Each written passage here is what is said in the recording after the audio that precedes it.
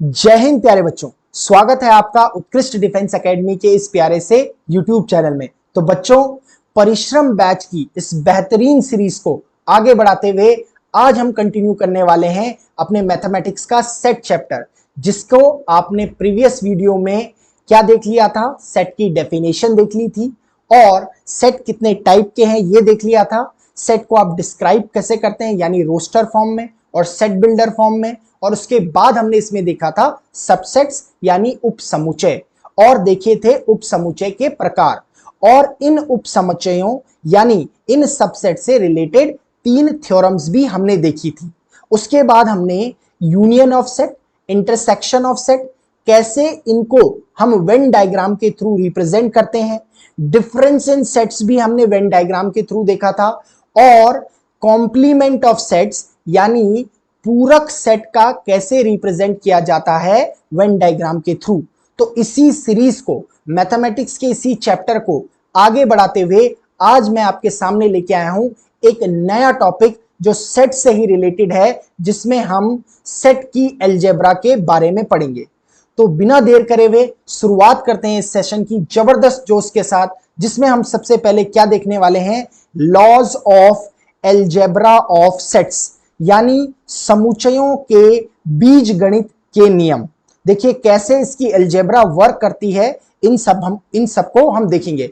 Algebra में इसके कुछ लॉज है सेट्स के जो हम डिस्कस करने वाले हैं, और साथ में एग्जांपल्स के साथ उनको समझेंगे कि कैसे वो ट्रू है। जिसमें सबसे पहले आपको दिखाई दे रहा है आइडेम्पोटेंट लॉ। क्या दिखाई दे रहा है हमारे पास? आइडेम्पोटेंट लॉ, जिसको हम कहते हैं वर्गसम नियम। इसमें हमारे पास 2 नियम है, एक आपका यूनियन से रिलेटेड है, सम्मिलन से रिलेटेड है, और एक आपका इंटरसेक्शन से रिलेटेड है। क्लियर है?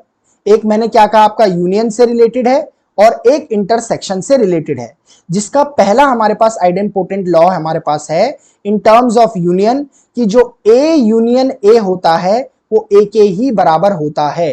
क्लियर है? यानी ए सेट का सम्मिलन ए के साथ ए ही होता है। कैसे? देखिए इसका एग्जाम्पल हम देख लेते हैं।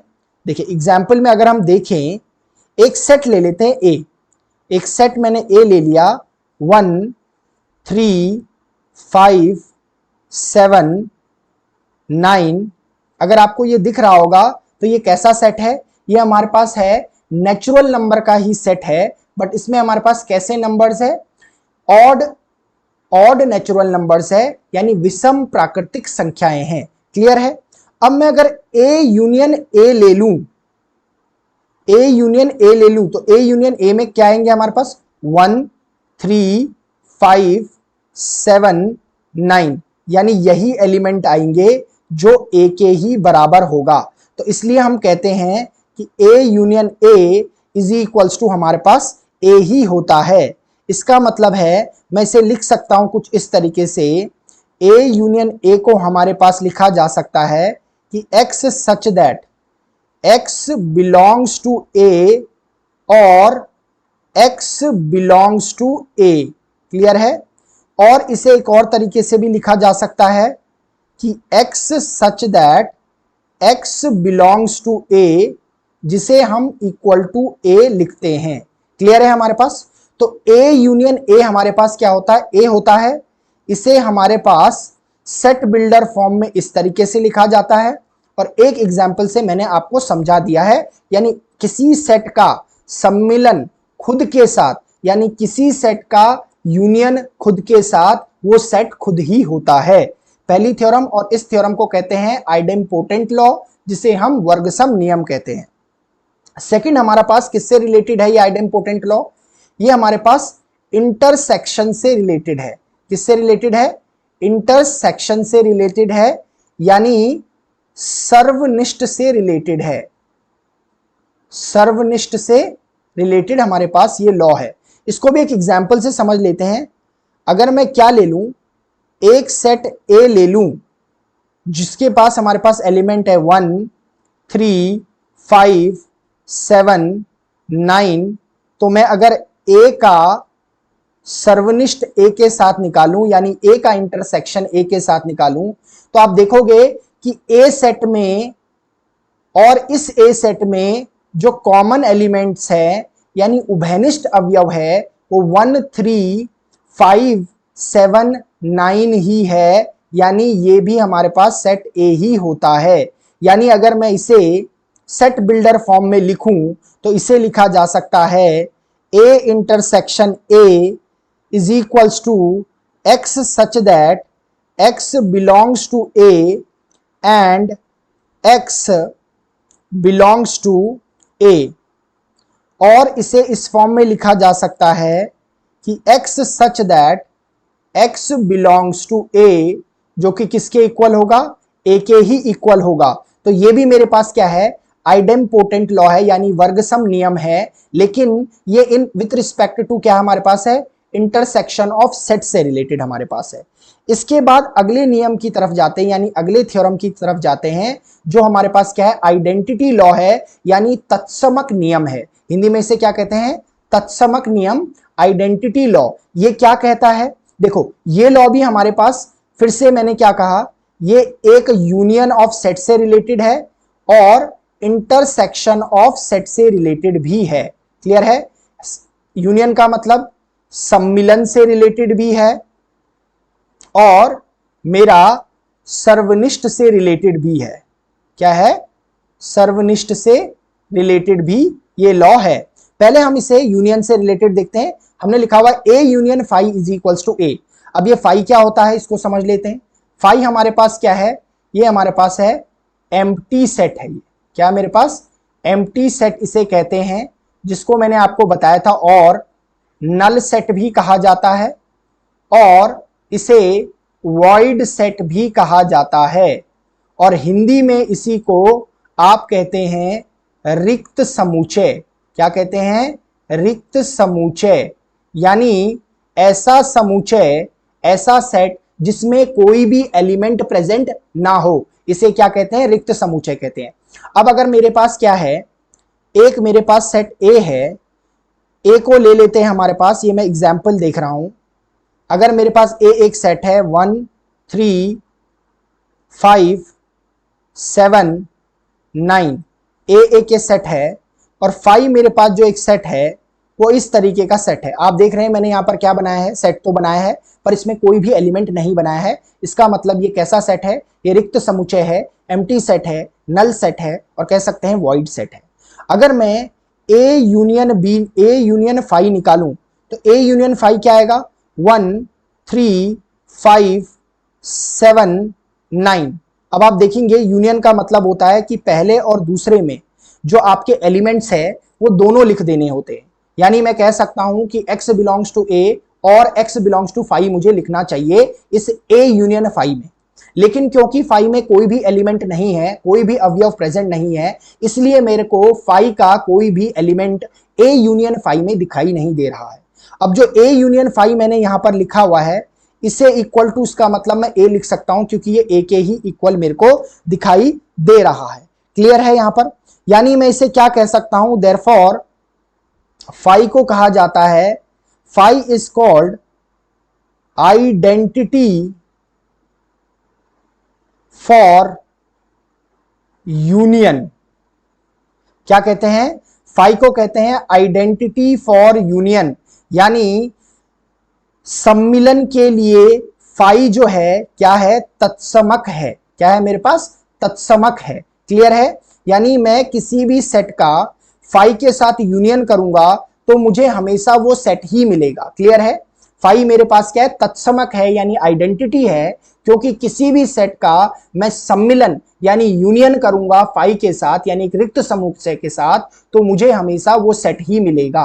क्लियर है, अब देखिए इसको हम सेट बिल्डर फॉर्म में कैसे लिख सकते हैं। इसको सेट बिल्डर फॉर्म में इस तरीके से लिख सकते हैं कि A union phi is equals to x such that x belongs to a और x belongs to 5 लिख सकते हैं। और दूसरा तरीका इसको लिखने का जो है वो है x such that x belongs to a, जिसका मतलब है ये किसके बराबर है, a के बराबर है। तो हमारे पास क्या है, ये हमारे पास है आइडेंटिटी लॉ, तत्समक नियम। दूसरा हमारे पास जो तत्समक नियम है, it is related to intersection, ये हमारा किससे रिलेटेड है? इंटरसेक्शन से रिलेटेड है। इंटरसेक्शन अर्थात किससे रिलेटेड है? सर्वनिष्ठ सर्वनिष्ठ से रिलेटेड है। ठीक है, देखेंगे आप यहां पर तो ये साइन बना हुआ है, ये किसका साइन है? ये इंटरसेक्शन का ही साइन है। अच्छा, इसको भी हम समझ लेते हैं जरा। देखिए मुझे क्या लिखा हुआ है? A intersection you, A intersection you लिखा हुआ है। यू हमारे पास क्या होता है? एक यूनिवर्सल सेट होता है। यू हमारे पास क्या है? यूनिवर्सल सेट है। यूनिवर्सल सेट क्या होता है? जिस सेट में बाकी सारे सेटों के अवयव प्रेजेंट होते हैं। क्लियर है? जैसे मैं इसका अगर एग्जांपल लूं, यूनिवर्सल सेट का एग्जांपल लिया जाए तो यूनिवर्सल सेट का अगर मैं एग्जांपल ले लेता हूं, यूनिवर्सल सेट, यूनिवर्सल सेट का क्या मतलब होता है? सार्वत्रिक समुच्चय होता है ये मेरे पास, सार्वत्रिक समुच्चय होता है ये। यूनिवर्सल सेट क्या होता है? जैसे मैं एक सेट ले लेता हूं, कोई भी एक सेट U ले लिया, जिसे मैं लिख रहा हूं 1 2 3 4 5 and so on up to infinity. ये मेरे पास क्या है? ये मेरे पास है सेट ऑफ नेचुरल नंबर्स। ये है सेट ऑफ नेचुरल नंबर्स, यानी ये प्राकृतिक संख्याओं का समुच्चय है। अब अगर मैं क्या लिखूं? अगर मैं एक सेट ए लिखूं, क्या लिख रहा हूं? एक सेट ए लिख रहा हूं, जिसे लिख रहा हूं 1, 3, 5, 7 एंड सो ऑन। क्लियर है? एक सेट को बी लिख रहा हूं, वो मेरे पास है, अच्छा इस बी को क्या कर देते हैं, यहां लिख लेते हैं। बी मैंने लिखा, देखोगे 2, 4, 6, 8 एंड सो ऑन। अब आप दोनों सेट को देखो, ये जो ए सेट है ये भी नेचुरल नंबर्स है, बट ये हमारे पास कैसे नेचुरल नंबर्स है? ये हमारे पास ऑड नेचुरल नंबर्स है, यानी वो नंबर्स जो 2 से कंप्लीटली डिविजिबल नहीं होते हैं। क्लियर है? तो मेरे पास ए सेट कैसा है? इसे मैं कह सकता हूं कि विषम प्राकृतिक संख्या का समुच्चय, यानी ऑड नेचुरल नंबर का सेट। और ये मेरे पास जो है, ये मेरे पास है सम प्राकृतिक संख्याओं का समुच्चय 2, 4, 6, 8, यानी वो सेट जिसमें एलिमेंट्स हमारे जो प्रेजेंट है वो 2 से पूर्णतः विभाजित है, 2 से कंप्लीटली डिविजिबल है। क्लियर है? तो ये देखो, आपको मैं ये कह सकता हूं यूनिवर्सल सेट में ये ए और बी दोनों ही प्रेजेंट है। तो हमारे पास यूनिवर्सल सेट कैसा सेट होता है? जिसमें बाकी सारे सेट्स के एलिमेंट्स प्रेजेंट होते हैं। क्लियर है? अब चलो मैं क्या करता हूं, एक यूनिवर्सल सेट ले लेता हूं। एक यूनिवर्सल सेट मैंने क्या ले लिया? देखिए, एक यूनिवर्सल सेट में क्या ले लेता हूं? मैं ले लेता हूं 1 2 3 4 5 and so on up to infinity, यानी मैंने क्या ले लिया है? ये यूनिवर्सल सेट नेचुरल नंबर्स का सेट ले लिया है। और ए एक मेरे पास क्या है? सेट है, जिसे मैं लिखूंगा 2, 4, 8, सॉरी एक और लिख लेता हूं 6, एंड सो ऑन। क्लियर है? अब देखो, अगर मैं ए इंटरसेक्शन यू निकालूं तो मेरे पास क्या आएगा? ए और यू में मेरे पास क्या आएगा? उभयनिष्ठ एलिमेंट्स आ जाएंगे, यानी कॉमन नंबर्स आ जाएंगे, कॉमन एलिमेंट्स आ जाएंगे। तो कॉमन कौन से हैं? 2 है, 4 है, 6 है, 8 है एंड सो ऑन, यानी दैट इज इक्वल टू मेरे पास ए आ रहा है। इसका मतलब मैं कह सकता हूं कि ए इंटरसेक्शन यू, यानी किसी भी सेट का इंटरसेक्शन सर्वनिष्ठ यूनिवर्सल सेट से, सार्वत्रिक समुच्चय से हमेशा वो सेट ही होता है। क्लियर है? क्लियर है हमारे पास? यहां पर जो है u को देखिए, इस u को जो है, इस u को जो है कहा जाता है, इस u को कहा जाता है identity element of intersection. Identity element of intersection कहा जाता है u को। क्लियर है? अच्छा, इसे सेट बिल्डर फॉर्म में कैसे लिखते हैं सर? इसे सेट बिल्डर फॉर्म में भी लिख देते हैं। सेट बिल्डर फॉर्म में इसे लिखने का जो तरीका है ऐसे कुछ लिखा जाता है, देखेंगे हम। देखिए सेट बिल्डर फॉर्म में इसे ऐसे लिखा जाता है कि A intersection u is equals to x such that x belongs to a and x belongs to universal set. यानी इसे और लिखने का जो तरीका है वो है x such that x belongs to a कह सकते हैं, ये इक्वल टू a होता है। तो ये हमारे पास क्या है, आइडेंटिटी लॉ है, तत्समक नियम है, यानी सेट्स की एल्जेब्रा का एक लॉ। क्लियर है। अगला मेरे पास जो लॉ है वो मेरे पास है कॉम्यूटेटिव लॉ। फिर से मेरे पास मैंने क्या कहा, कॉम्यूटेटिव लॉ मेरे पास जो है, इस कॉम्यूटेटिव लॉ को एक तो हमारे पास यूनियन ऑफ सेट के फॉर्म में करा जाता है, एक इंटरसेक्शन ऑफ सेट के फॉर्म में भी किया जाता है, सम्मिलन और सर्वनिष्ठ के फॉर्म में। अब आप देख रहे होंगे कि A union B is equals to B union A है। क्या लिखा हुआ है, A का सम्मिलन B के साथ, B का सम्मिलन A के साथ के बराबर है। इसको कहते हैं लॉ को कॉम्यूटेटिव लॉ, यानी क्रम विनिमय नियम। क्या है मेरे पास, क्रम विनिमय नियम। अब इसको जरा एक एग्जाम्पल से समझ लेते हैं। पहले एग्जाम्पल ले लेते हैं। A हमारे पास क्या है, 1 2 3 4 5 ले लेते हैं। क्लियर है।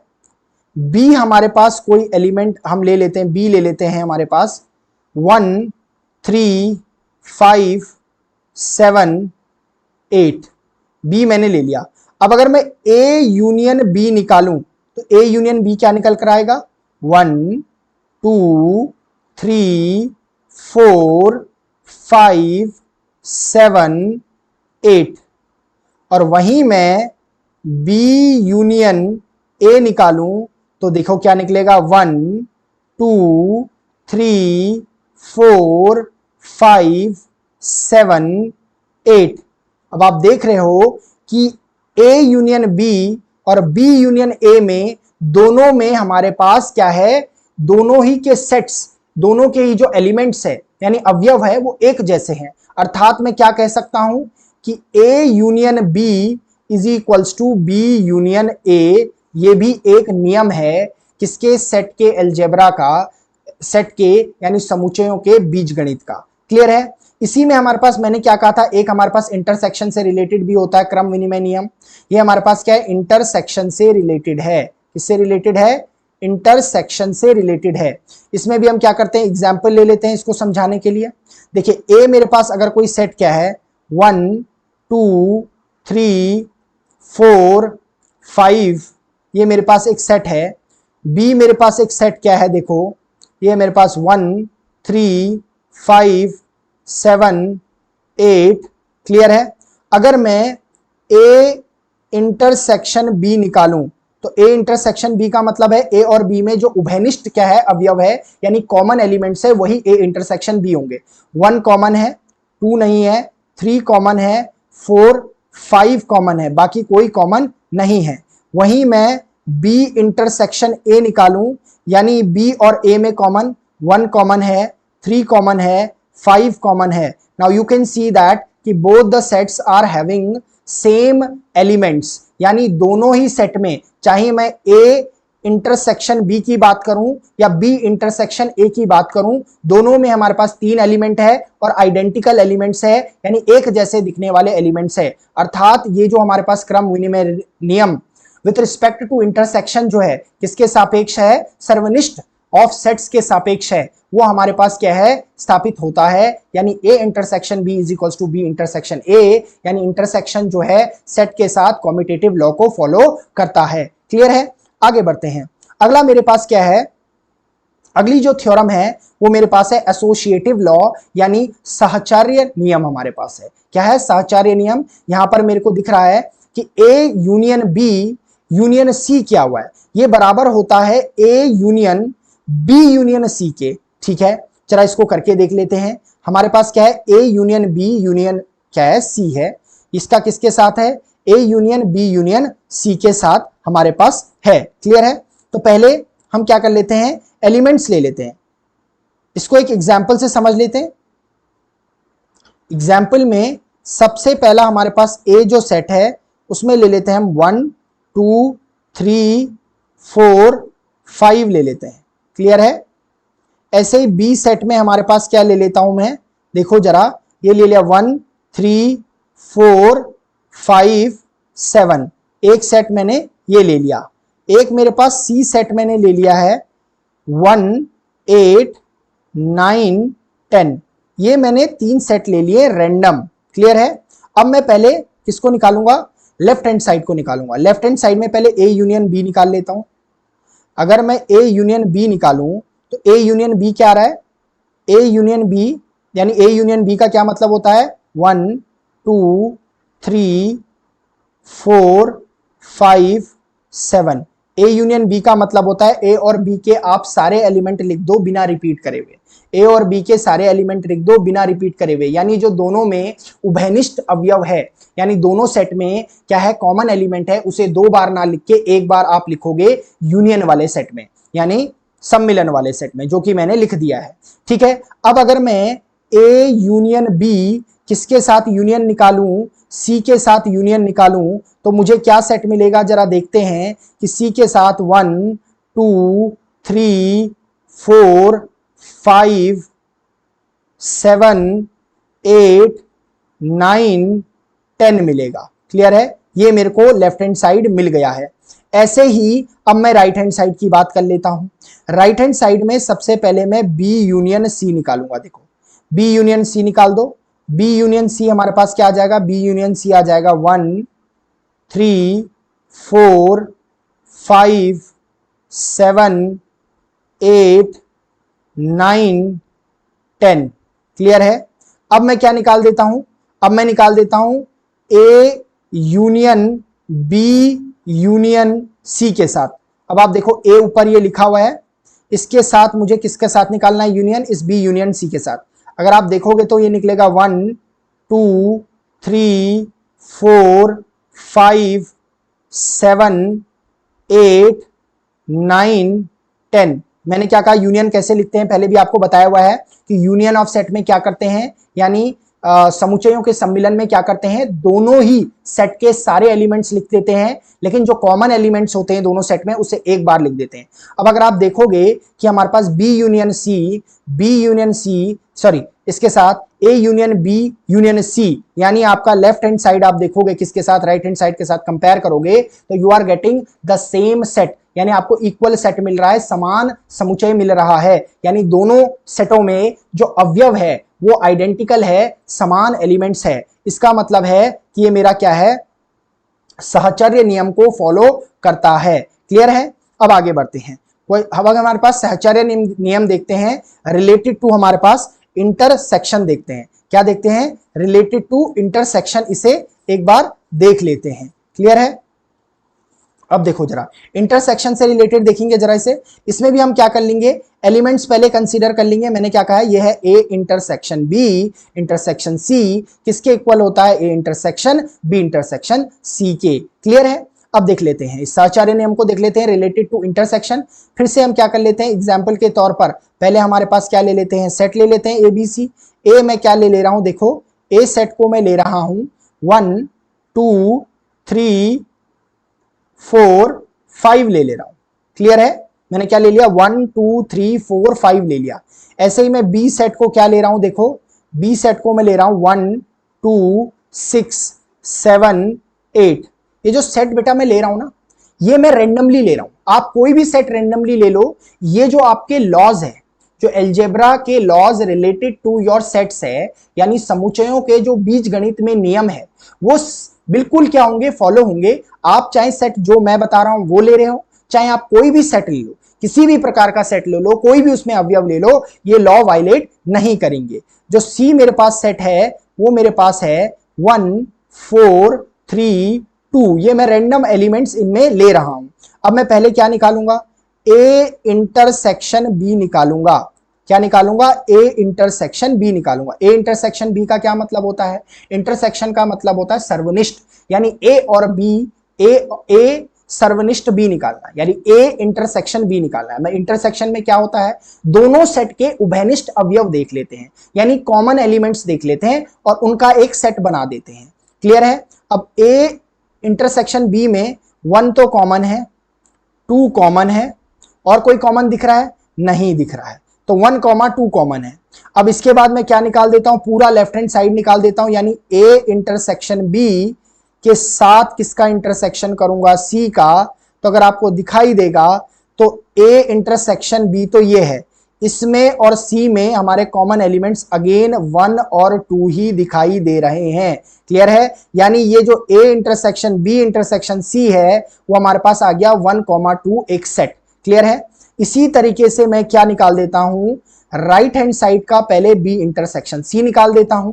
बी इंटरसेक्शन सी हमारे पास जो आ जाएगा, बी और सी में हमारे पास जो उभयनिष्ठ अवयव है यानी कॉमन एलिमेंट से वो कौन से हैं, 1 दिखाई दे रहा है मुझे, 2 है दिखाई दे रहा है, और कोई एलिमेंट कॉमन दिखाई दे रहा है? बिल्कुल नहीं दिखाई दे रहा, तो 1, 2 ही है। अब इसी तरीके से अगर मैं इस राइट हैंड साइड को A intersection B intersection C करूं, तो अगर आप देखोगे तो ए इंटरसेक्शन यानी ए का इस बी इंटरसेक्शन सी के साथ क्या करना है, सर्वनिष्ठ निकालना है, यानी इंटरसेक्शन निकालना है। और अगर आपको दिखाई दे रहा होगा तो ए और इस सेट में बी इंटरसेक्शन सी में 1, 2 ही आपके ऐसे एलिमेंट है जो कॉमन है। इसका मतलब है ये जो आपके पास सहचर्य नियम है ये वैलिड है। आप किन्हीं भी 3 सेट के साथ, मैंने क्या कहा, किन्हीं भी 3 सेट के साथ इस लॉ को अगर चेक करेंगे तो ये आपका क्या आएगा, करेक्ट आएगा, यानी कहीं पर भी आपका गलती नहीं होगी। ये लॉ आपका वेरीफाइड लॉ है। क्लियर है? आगे अब बढ़ते हैं जरा। देखिए आगे जो मेरे पास लॉ है वो मेरे पास है डिस्ट्रीब्यूटिव लॉ, वितरण या बंटन नियम। क्या है मेरे पास? डिस्ट्रीब्यूटिव लॉ, वितरण या बंटन नियम। क्लियर है? बंटन नियम यानी इसमें हमारे पास क्या होगा, एक बार मैं यूनियन के लिए देख रहा हूं, देखो एक बार मैं यूनियन के लिए देख रहा हूं, अब ये डिस्ट्रीब्यूट हो रहा है, देखो जरा, ए यूनियन बी हो गया, इंटरसेक्शन ए यूनियन सी हो गया। ये लॉ भी आपका वैलिड होता है। मैं क्या करके दिखाता हूं आपको, इसको प्रूफ करके दिखाता हूं, किन्हीं 3 सेटों के लिए प्रूफ करके दिखाता हूं। देखो अगर आप क्या लिखो, 3 सेट लिखो, देखो पहले मेरे पास एग्जाम्पल के तौर पर आप 3 सेट लिख लो। मैं लिख लेता हूं 3 सेट। एक सेट मेरे पास क्या है, 1, 2, 3, 4, 5, 6 मैंने एक सेट ले लिया। ऐसे ही मैं बी एक सेट और ले लेता हूं, 1, 3, 5, 7, 8 मैंने दूसरा सेट ले लिया। ऐसे ही सी सेट में क्या ले ले रहा हूं, 1, 5, 9, 10, 11, 12 हमारे पास एक सेट मैंने और ले लिया। 3 सेट ले लिए। अब सबसे पहले मैं क्या निकालूंगा, ये right hand side left hand side निकालूंगा।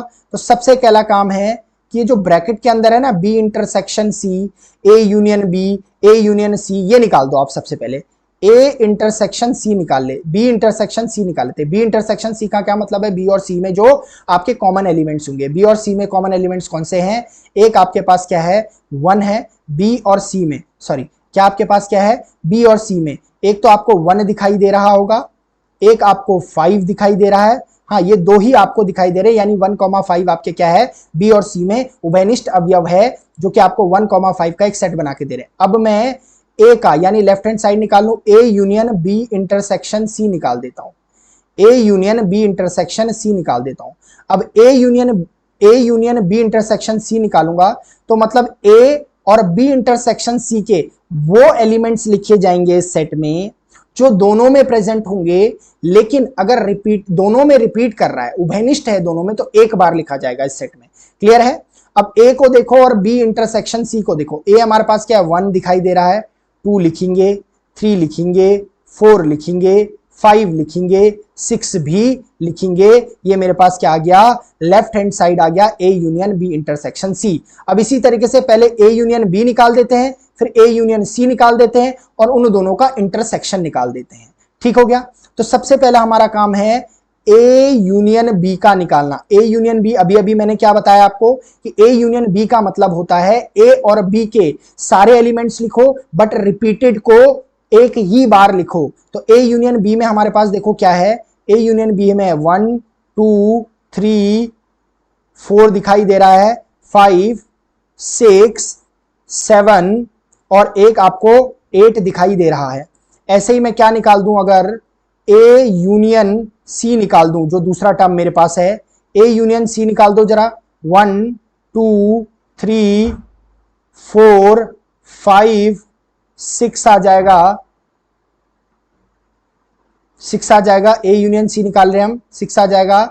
उसके बाद आ जाएगा 9, उसके बाद आ जाएगा 10, उसके बाद आ जाएगा 11, उसके बाद आ जाएगा 12। क्लियर है। और अब लास्ट में मैं इस लेफ्ट हैंड साइड को, राइट हैंड साइड को निकाल देता हूं।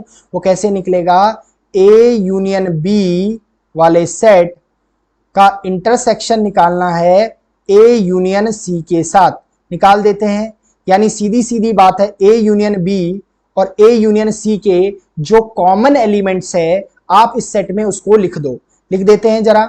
देखो दोनों में आप देखो जरा कि आपको एक 1 दिखाई दे रहा है, एक हमारे पास क्या दिखाई दे रहा है, आपको एक 1 दिखाई दे रहा है, एक 2 दिखाई दे रहा होगा, एक 3 दिखाई दे रहा है, एक 4 दिखाई दे रहा है, एक 5 दिखाई दे रहा है और एक 6 हो गया।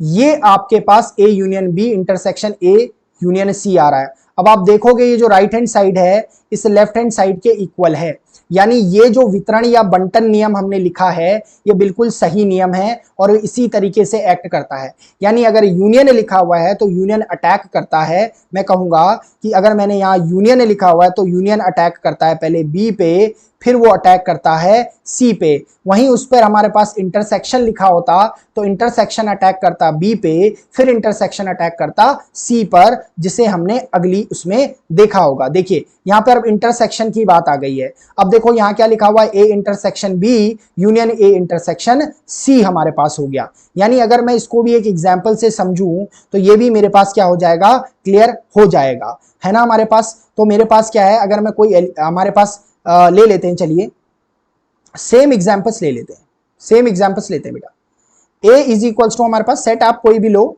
1 2 3 आपके पास क्या हो गया, 4 5 6 हो गया। क्लियर है, एक सेट आपने ये ले लिया। बी आप एक और सेट ले लो, बी सेट ले लो 1 3 5 7 8 आपने क्या ले लिया, बी सेट ले लिया। ऐसे ही सी सेट आप ले लो, आपने क्या ले लिया 1 5 9 10 11 12, 3 सेट ले लिए। अब निकालना फटाफट से शुरू कर दो।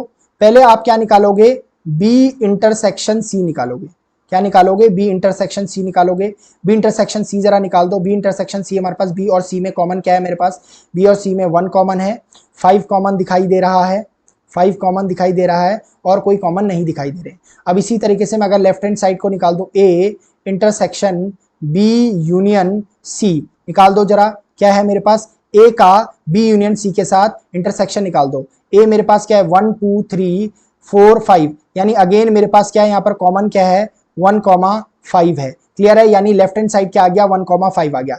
इसी तरीके से पहले मैं ए इंटरसेक्शन बी निकालता हूं, फिर ए इंटरसेक्शन सी निकालूंगा। ठीक है, ए इंटरसेक्शन जरा बी निकाल लेते हैं। ए इंटरसेक्शन बी में देखोगे आप तो 1 मुझे क्या दिखाई देगा, 1 3 5 दिखाई देगा। ए इंटरसेक्शन बी में 1 भी कॉमन, 1 भी दोनों में है, 3 भी दोनों में है, 5 भी दोनों में है। इसी तरीके से अगर मैं क्या निकाल के देखूं कि ए इंटरसेक्शन सी निकाल कर देखूं तो ए इंटरसेक्शन सी में मेरे को देखो जरा, ए इंटरसेक्शन सी में अगेन 1 हमें क्या दिखाई दे रहा है 5 दिखाई दे रहा है और कोई मुझे क्या नहीं दिखाई दे रहा है, एलिमेंट नहीं दिखाई दे रहा है जो कॉमन हो।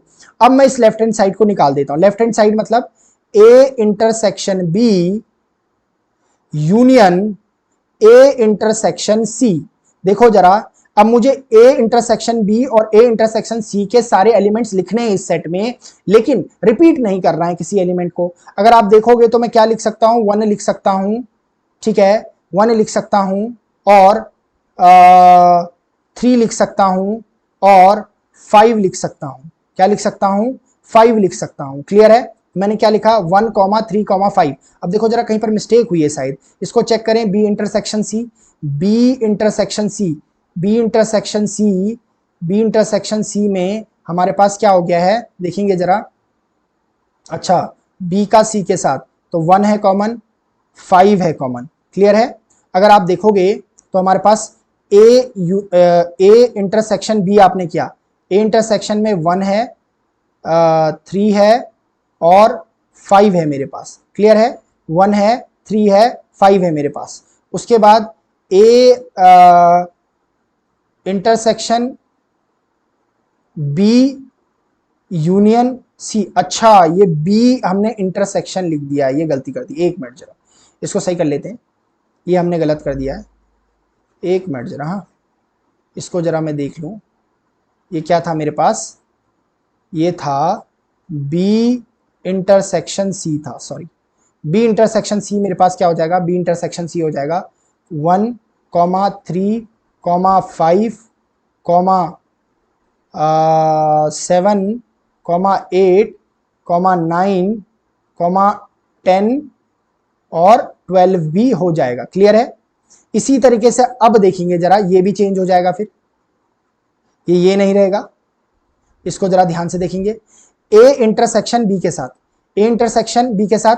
अब देखोगे ए का इसके साथ इंटरसेक्शन, तो यानी इनके कॉमन हो गए 1, 3, 5। यहां पर ये गलती हो रही थी बेटा, ठीक है।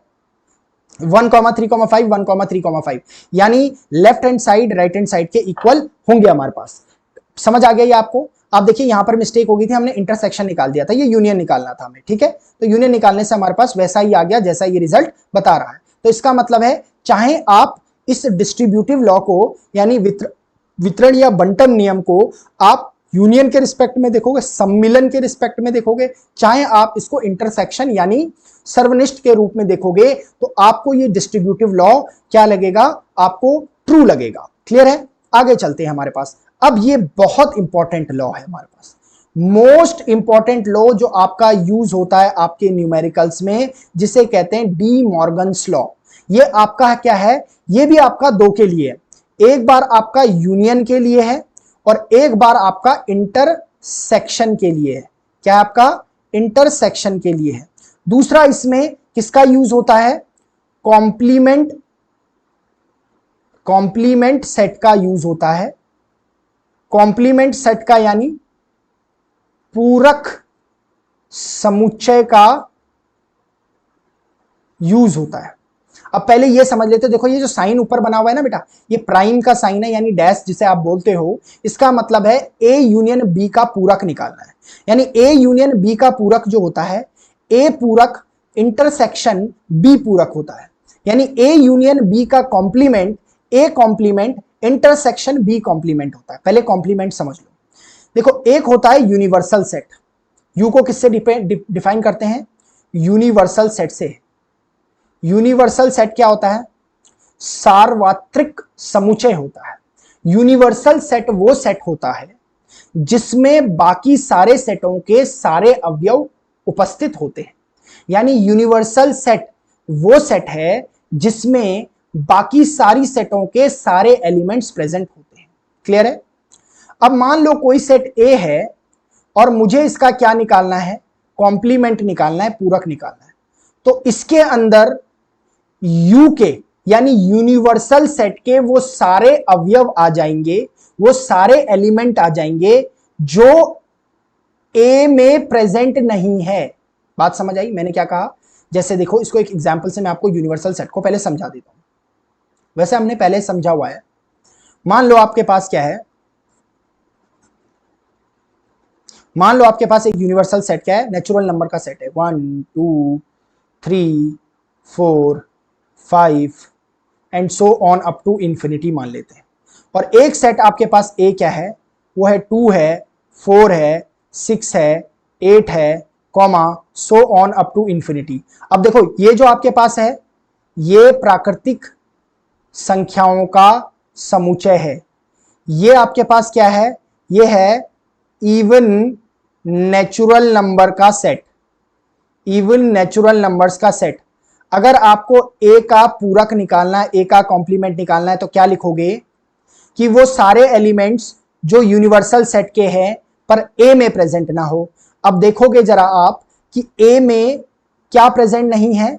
देखो ए में आपके 1 3 5 7 यानी even sorry odd natural numbers present नहीं है, 1 3 5 7 एंड सो ऑन, यानी ये आपके पास क्या हो गए, ऑड नेचुरल नंबर्स हो गए, ऑड नेचुरल नंबर्स आपके पास हो गए।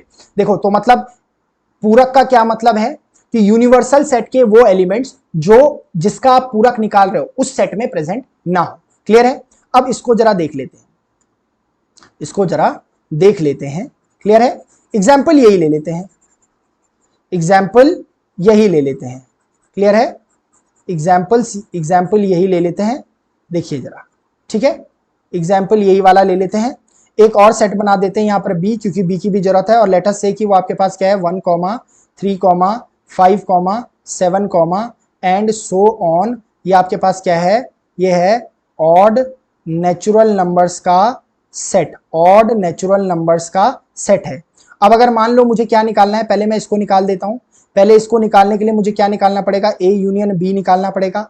ए यूनियन बी का क्या मतलब है, ए और बी के दोनों एलिमेंट, सारे एलिमेंट्स लिख दो। अगेन 1 2 3 4 5 एंड सारे एलिमेंट्स का मतलब है सारे आ जाएंगे, यानी जो ये यूनिवर्सल सेट है यही आ जाएगा। अब मुझे अगर ए यूनियन बी का क्या निकालना है, कॉम्प्लीमेंट निकालना है, तो मैं क्या करूं, मैं ये लिखूंगा कि यूनिवर्सल सेट के वो सारे एलिमेंट्स जो ए यूनियन बी में प्रेजेंट ना हो, ए यूनियन बी में प्रेजेंट ना हो, तो वो क्या है, वो 0 है, यानी वो 5 हो जाएगा। वो 0 है यानी वो 5 हो जाएगा। क्लियर है? अब अगर मैं ए का कॉम्प्लीमेंट निकालूं तो ए का कॉम्प्लीमेंट मेरे पास क्या होगा, ए का कॉम्प्लीमेंट मतलब यूनिवर्सल सेट के वो एलिमेंट जो ए में प्रेजेंट ना हो, तो यूनिवर्सल सेट के वो एलिमेंट जो ए में प्रेजेंट नहीं है वो हमारे पास क्या है, ये सेट है जो बी है, यानी 1 3 5 7 एंड सो ऑन कह सकते हैं। ऐसे ही बी हमारे पास क्या हो जाएगा, वो हो जाएगा 2 4 6 8 एंड सो ऑन हो जाएगा। यानी अगर मैं ए प्राइम इंटरसेक्शन बी प्राइम निकालूं तो आप देखोगे ए प्राइम और बी प्राइम में कोई भी हमारे पास क्या नहीं है, उभयनिष्ठ एलिमेंट नहीं है। इसका मतलब ये भी 5 हो जाएगा। इसका मतलब डी मॉर्गन लॉ आपका सही है। तो डी मॉर्गन लॉ आपको याद रखना है कि ए यूनियन बी का complement A complement intersection B complement होता है। इसी तरीके से हमारे पास किससे रिलेटेड है, मेरे पास डी मॉर्गन्स लॉ इंटरसेक्शन से भी रिलेटेड है। यही सेम अगर मैं एक यूनिवर्सल सेट ले लूं, अगेन मैं एक यूनिवर्सल सेट ले लूं 1 2 3 4 5 6 एंड सो ऑन, ये मेरे पास एक यूनिवर्सल सेट हो गया, जो क्या है, मेरे पास एक नेचुरल नंबर्स का सेट है, नेचुरल नंबर्स का सेट है। वहीं अगेन मैं ए क्या ले लूं, मेरे पास 2 4 6 8 एंड सो ऑन, यानी इवन नेचुरल नंबर्स का सेट ले लूं। क्या ले लूं, इवन नेचुरल नंबर्स का सेट ले लूं। बी अगर मैं क्या ले लूं, ऑड नेचुरल नंबर्स का सेट ले लूं, 1 3 5 7 एंड सो ऑन। अगर मैं ये देखूं तो ये मेरे पास ऑड नेचुरल नंबर्स का क्या है, सेट है। उसके बाद अगर मैं ए इंटरसेक्शन बी निकालूं, यानी ए और बी में मेरे पास कॉमन एलिमेंट्स देखूं तो मेरे पास 0 है, यानी वो मेरे पास 5 है। यानी अगर मैं ए इंटरसेक्शन बी का कॉम्प्लीमेंट देखूं तो यानी ए इंटरसेक्शन बी का कॉम्प्लीमेंट मतलब कि ए इंटरसेक्शन बी में बी के यानी यूनिवर्सल सेट के वो एलिमेंट्स जो ए इंटरसेक्शन बी में प्रेजेंट ना हो, तो मेरे पास क्या है, 5 प्रेजेंट नहीं है, तो मैं इसको भी 5 ही लिख दूंगा।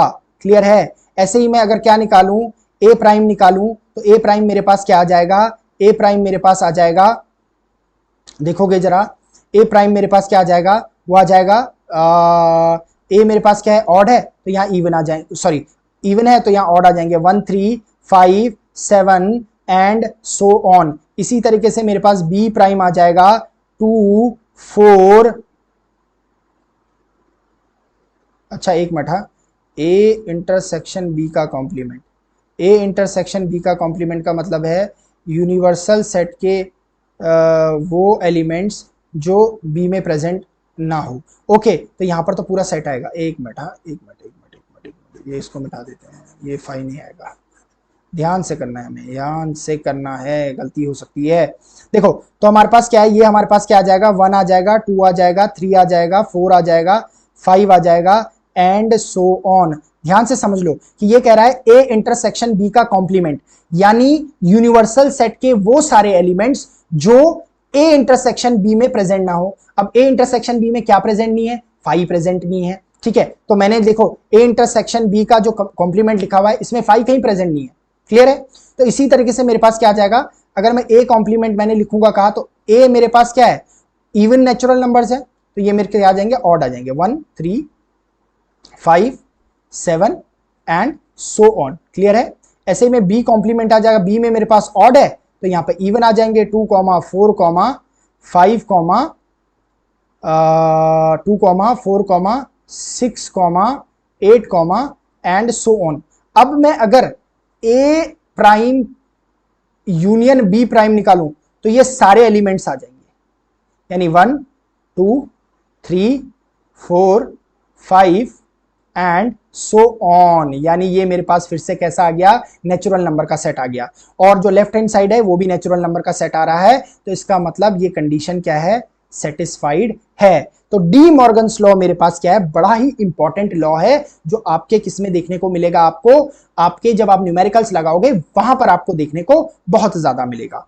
अब देखिए, कुछ एक थ्योरम हमारे पास है, कुछ स्पेशल केसेस हमारे पास है, इनका हम प्रूफ तो नहीं पढ़ेंगे लेकिन इनको देख लेते हैं। आप इनको देख लेना कि जैसे मैंने क्या लिखा हो, a माइनस बी यानी डिफरेंस ऑफ सेट है, a minus B is equals to a intersection b prime, clear है।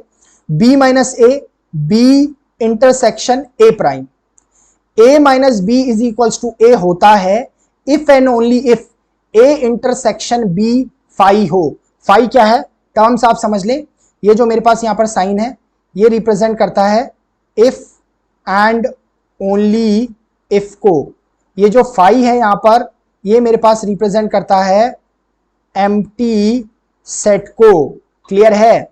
और अगला मेरे पास है कि a minus B union b is equals to a union b होता है, a minus B intersection b is equals to phi होता है, a सबसेट b होता है, a सबसेट ऑफ b होता है, यानी a b का उप समुच्चय होगा इफ एंड ओनली इफ, यदि क्या हो कि b प्राइम जो है यानी b का कॉम्प्लीमेंट इंटरसेक्शन सबसेट हो a के कॉम्प्लीमेंट का, यानी b का पूरक सबसेट हो a के पूरक का। इसी तरीके से मेरे पास अगला लॉ भी a minus B union b minus a is equals to होता है a union b minus a intersection b। इसी तरीके से कुछ हमारे पास और सेट्स भी है, जो थ्योरम 3 हमारे पास है, ये है a minus B intersection c is equals to a minus B union a minus c। इस तरीके से अगली भी है a minus B union c is equals to a minus B intersection a minus c। अगली इसी तरीके से a intersection b minus c is equals to a intersection b minus a intersection c। और इसी तरीके से हमारे पास एक और है a intersection b del c is equals to a intersection b del a intersection c। तो ये कुछ हमारे पास स्पेशल थ्योरम्स है जो आपको कहीं ना कहीं यूज होते हुए दिखाई देगी, या डायरेक्टली आपको आपके एग्जाम में आती हुई दिखाई देगी। इसलिए आपको इसको क्या कर लेना है? मेमोराइज कर लेना है। और वो कैसा होगा? बार बार इसको लिख के होगा, बार बार लिख के ही आपको ये सारी थ्योरम्स याद होंगी जो मैंने लास्ट में लिखाई थी।